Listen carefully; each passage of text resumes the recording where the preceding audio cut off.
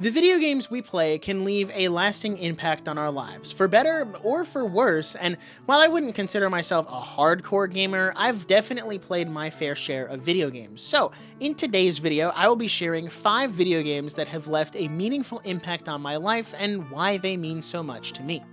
Before I jump into my list though, I want to know what games have impacted you in a good or even in a bad way, which you can do by dropping a comment down below. I look forward to reading them all. Now, on to the list. The first game on this list is New Super Mario Bros. Wii, which is the reason I'm even into video games at all, and that's not an exaggeration.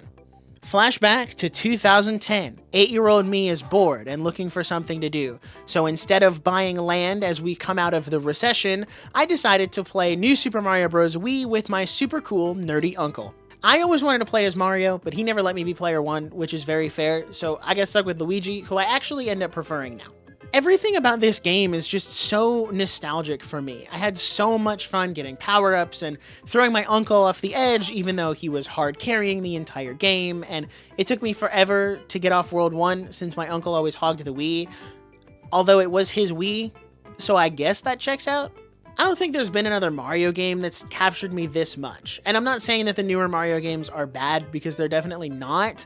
It's just that New Super Mario Bros. Wii filled me with this childlike wonder and awe, and that point being why I was so excited to dive into Super Mario Bros. Wonder.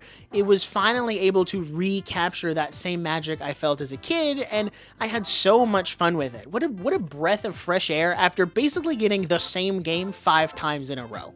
This is the game that made me want to play more video games and eventually landed me here, making a video talking about video games. I don't really care if you think New Super Mario Bros. Wii is overrated or not even the best Mario game, I will still love it and eventually own it so that I can play it again. The Overworld, the Nether, Flint and Steel, Ender Pearl, Chicken Jockey. Time for the next game on this list, which most people probably saw coming since it's only one of the biggest games of all time. Minecraft.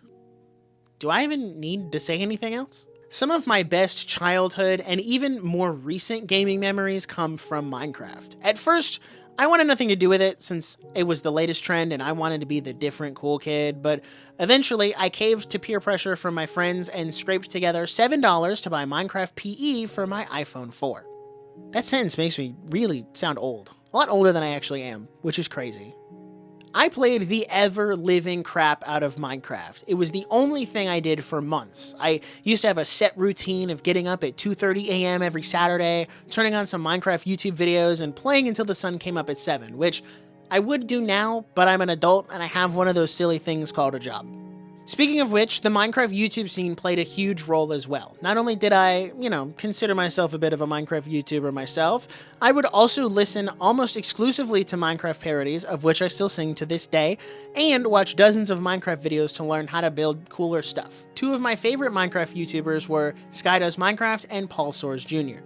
Paul Soares Jr.'s Survive and Thrive series single-handedly got me through some of my early days in survival mode, and honestly, I'll still go back and watch them from time to time. Now, for Sky Does Minecraft, on the other hand, I would refresh my subscription feed around 3 p.m. every day because that's when all of his new videos would drop, and I would wait for them to come out, and some days, I would even make popcorn. But back to the game itself. Minecraft is where I spent most of my time with friends. We'd all share a world and promise not to steal each other's stuff, except we did anyway, and we would legitimately huddle together after church every Sunday just to play Minecraft over LAN, which was the only way to do it back in the day. Call me a bit of a Minecraft boomer, but I remember the days of Minecraft PE before they added sprinting, the hunger bar, potions, and horses. And when they did eventually add online multiplayer, my friends and I started these massive survival worlds and even made a creative world where we tried to completely rebuild the entirety of Disney World, which is crazy. We didn't get very far. I don't think we got past Magic Kingdom. I don't even think we finished Magic Kingdom, but it was fun, and that's all that matters. Eventually, I got older and I played other games, but Minecraft has just always been there. Whenever I'm feeling down or just need a chill gaming session, I go back to Minecraft for that 2-week burst and then I don't touch it again for months. And honestly speaking, I wish I could go back to those good old days where it was just playing Minecraft all day and watching YouTube videos. Low-key, I'm kind of jealous of kids nowadays since they have Minecraft toys, consoles, and Halloween costumes, and that last one isn't even fair because one year we had to make a custom Steve costume so I would be him, and it was a lot cooler, but still, and they also have a Minecraft movie, which is what it's called, and granted, the movie wasn't super good, and it was just Jack Black naming Minecraft items for a time being, but like, imagine being a kid growing up with Minecraft now, you have all this stuff. I didn't have that growing up. In my opinion, current day Minecraft is nowhere near as cool as it used to be, which might be why I yearn for the nostalgic days of 2014 to 2016 when, things were a lot simpler before, adult life kicked in. And Minecraft may never be the same as it used to be, but it'll forever hold a special place in my heart, and I'll keep playing it from time to time when I'm feeling overwhelmed or just need a break, need something to do. The next game on this list is one I honestly never would have expected to be here, and that's Xenoblade Chronicles 3. Now, for some context, I bought Xenoblade Chronicles Definitive Edition in May 2021, and I didn't finish it until July 2022. I wasn't a huge fan of the gameplay and really just sped run the story because I found the gameplay really hard to get into and ended up getting frustrated when I'd lose fights because I hadn't done the necessary grinding, but I've since gone back and played Future Connected, where I actually understood the combat, so maybe I was just too stupid the first time around. Aside from playing Xenoblade 1, I also main Pyramithra in Smash, plus I own a physical copy of Xenoblade 2, despite not having played it yet, and I know I need to play it. Don't start telling me in the comments, I will play it eventually. Now, I was somewhat familiar with the franchise before playing 3, all of that to say. The trailer had kinda sold me, and I figured it would be a fun experience since I didn't really hate the first game and the story was good, and the game looked good, but boy was I wrong. I picked up Xenoblade 3 on launch day and sank around 10 hours in on the first day, and not 10 hours of story, mind you, 10 hours of gameplay. I found myself exploring this rich, expansive world of Ionios, completing side quests, and really just doing the story last. This trend continued throughout my entire playthrough of the game, which shocked me given how I felt about the first game. I think at the end of the day I had like 150 hours in the game, and I only had 50 in the first Xenoblade game, so that is a really huge jump. One of the things I loved most about the game was the characters. I really enjoyed the main party and how they all grew together during their journey to save the world. And I may be in the minority here, but I really, really love Noah. He's such a relatable and endearing character to me, and he's easily my favorite Xenoblade protagonist. The same goes for Lance. I didn't think I'd like him as much as I did when I started the game, but as I learned more about his character and backstory, he absolutely grew on me. The end of Chapter 5 left me emotionally devastated at 2 in the morning, and then I proceeded to play for another 2 hours because I needed to know what happened next. Now, I won't say too much about that because I don't want to spoil it for those who haven't played it. You need to just experience it for yourself. And I was even more emotionally devastated when I got to the end of the game, which is easily my favorite conclusion of a Xenoblade game, even if it didn't go exactly how I wanted it to go, which is what makes it such a good ending. The fact that it subverted my own expectations what I wanted out of it, but it was still a really good and really solid ending to the game. Ironically enough, the ending is what solidified Xenoblade 3 as my number 2 favorite game of all time. Another thing I want to briefly touch on is the themes of loss and moving forward that are present in this game, because it was definitely one of those right place, right time games, which will also end up being true for the next 2 games on this list. About a month before Xenoblade 3 was released, one of my really close friends passed away. It was really unexpected, and I didn't really know where to go or what to do since I'd never experienced anything like it. This game helped me process those emotions and realize that loss is a part of life, and we can mourn those who are no longer here, but we have to keep moving forward, not just for our sake, but for theirs. And Xenoblade 3 did a lot for my mental health, not only helping me process the grief of losing a friend, but providing an escape from reality as I graduated college, left friends behind, and moved to a completely new environment. Noah's character and the struggles he went through felt very similar to mine, and I could see a lot of myself in him, because there's a very real and understandable desire to stay in the now rather than move forward, because that's a lot easier. But regardless of what happens, you should always be moving forward toward the future. And that doesn't mean abandoning the past, but cherishing the memories and learning from your mistakes. I truly appreciate this game, and I will fully admit that my emotional connection to it is what has it so high on my personal video game list and even in a video like this, but aside from my emotional feelings about it, I do feel like it is legitimately one of the best games ever made, and I do look forward to one day finding the time to do a New Game Plus and replay through it all over again. Speaking of games I never thought would be on this list, here's another one, Doki Doki Literature Club. I am going to preface this part with a bit of a disclaimer because DDLC is not a game for everyone. It does tackle some really intense themes, and if you struggle with mental health, I advise skipping the game and maybe even this part of the video altogether. I'm not going into huge spoilers, but I felt the need to just add this little disclaimer for those who may be sensitive to certain subject matter. I initially played DDLC a few years back as a sub-goal for the Joystick Drift podcast. I said when we hit 100 subscribers, I'd play DDLC live on stream as punishment, since I'm not really a huge fan of anything horror related, and that does still stand to this day. Lo and behold, we hit 100 subscribers, and I begrudgingly set up the stream to play a game that I wasn't really looking forward to. The only thing that really saved me was having my friend Colin there and interacting with the live chat. As I played through the game, everything seemed normal. There was some anime tropes here and there, but that wasn't out of the ordinary, until I reached the end of Act 1. And at first, wasn't a huge fan of how things played out because, quite frankly, it had felt all too similar to a real-life situation I had been in recently, and it brought all of that trauma back up to the surface. And that's where my first stream ended, because we'd been going for almost 6 hours, and I really needed to just process everything that had happened. But after processing and breaking down what I had just experienced, that's when things really started to change. The next day, I started the next stream, hopeful that there wouldn't be any more psychological trauma, but that's where I was wrong. This is where the horror element started to kick in. Jump scares here, creepy noises there, and it was everything I despised in a game, but I was somehow enjoying every single second of it. By the time I got to the end of the game, the only thing I wanted to do was play it again. I was so enthralled with the club members, Yuri Best Girl Don't Fight Me, and I didn't want this short play session to be the end of it. Now, before you say, oh, well, you just like the game for the cute anime girls, I just want to say that I have never before ever been so offended by something that I 100% agree with. To this day, I've fully played through DDLC about 5 times, and I've found something different every single time, which is one of the reasons I adore this game so much. You can tell there was so much time and effort poured into this game to make it what it is, truly turning it into a labor of love. I also really enjoyed the new side stories added in DDLC Plus, which just further solidified my love for the characters and the game as a whole. Not only did I find new things in the game, but I also realized things about my life as well. Through my experience of DDLC, I saw how toxic my current relationship was, why it's important to tell people that you care about them, and that lavender essential oils truly are the key to my heart. Now, as weird as that first part sounds, DDLC did highlight a lot of the toxic behaviors of my dating relationship at the time.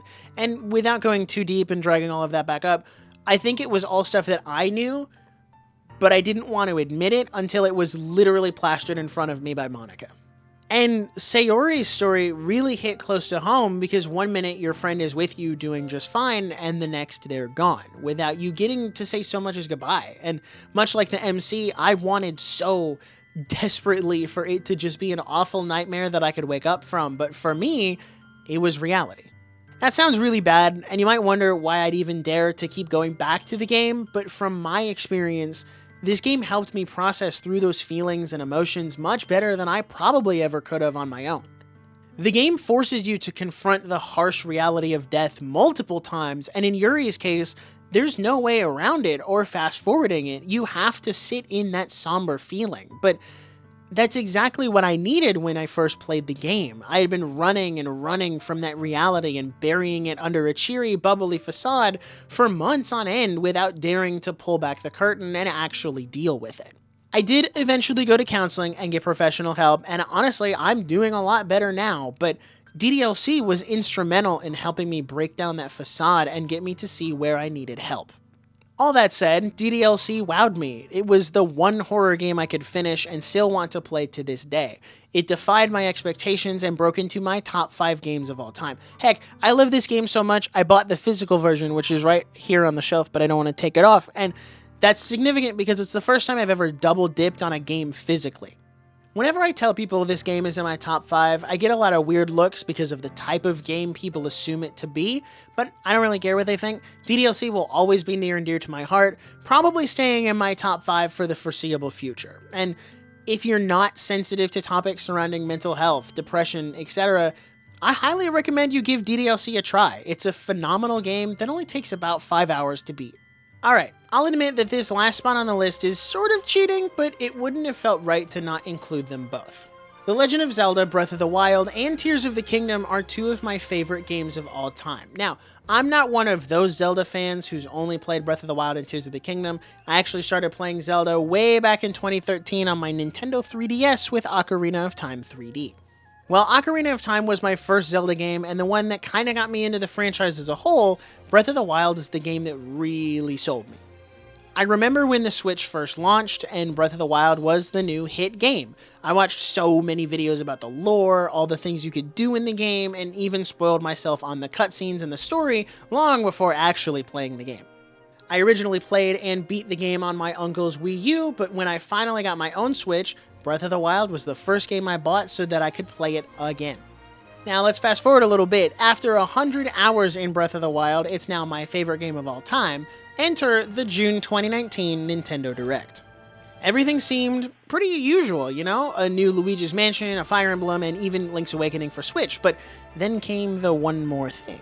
An ominous heartbeat fades in, a weird chorus sets the mood, and suddenly Link and Zelda appear? I was utterly dumbfounded. Was this DLC, another story expansion? Nope, it was the sequel to The Legend of Zelda Breath of the Wild. A flattering title, I know. After this direct started the 4-year-long wait for my most anticipated game of all time, and if you've listened to the podcast for any amount of time, you've probably heard my insane ramblings about release dates, rumors, and why the game was definitely coming in 2021. Nope, 2022. Nope, 2023. Everything came to a head on September 13th, 2022, when Nintendo dropped the title and release date for Tears of the Kingdom. I guess you could say I was pretty excited.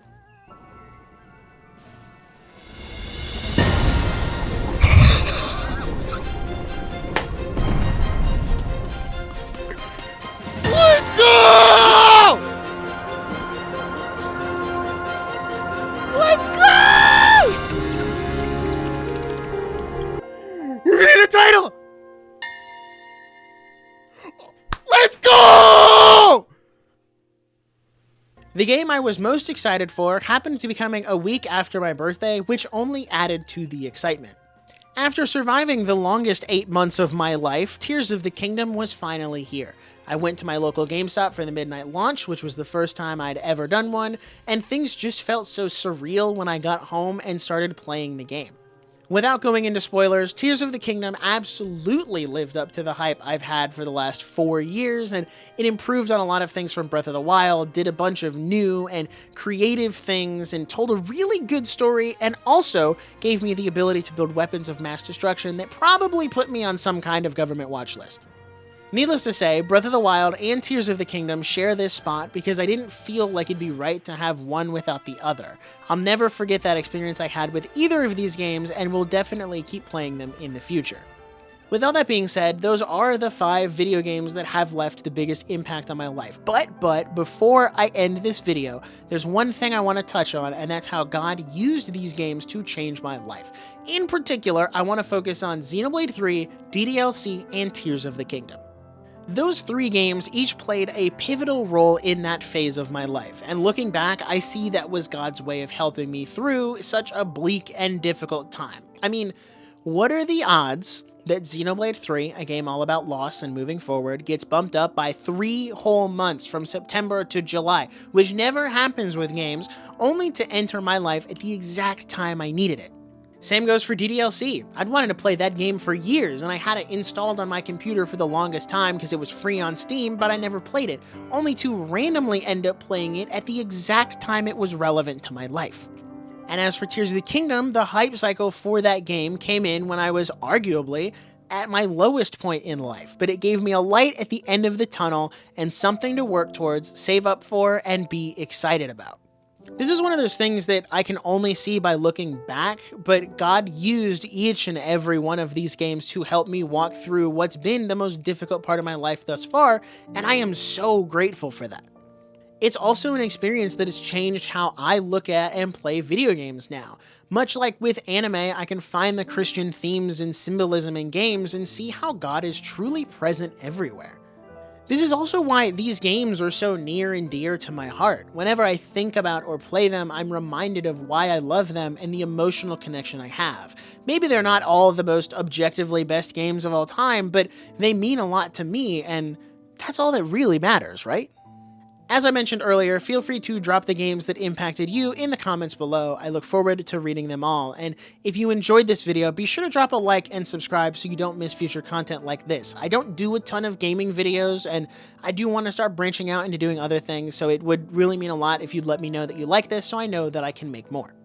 And as always, a huge shout out to all the channel members, since it is your support that allows me to keep making content just like this. Now, if you want to check out more, you can watch my video on how Demon Slayer impacted my faith, or this other video that Mr. Algorithm thinks you'll like. And I will see you in the next video. Peace out.